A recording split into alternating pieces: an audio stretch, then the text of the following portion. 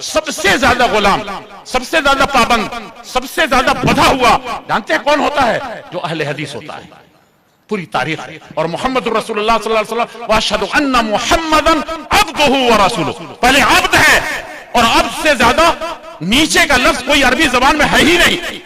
آپ میمنی کو پڑھیے اور صورتی کو پڑھیے، کہیں اور جانے کی ضرورت نہیں ہے. یہی لوگ دنیا کو ادب سکھا کر کے گئے تھے، عربی زبان کے نوک پلک درست کیا تھا انہوں نے، اور یہی ہم کو بتانے کی ضرورت پڑے گی.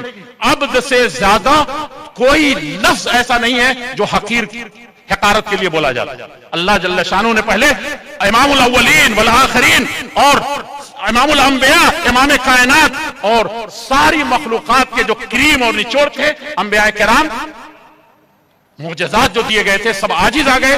ان سب کے بھی جامع کمالات محمد رسول اللہ صلی اللہ علیہ وسلم. اور ان کو کیا کہا جا رہا ہے؟ عبدہ، آپ بندہ ہیں.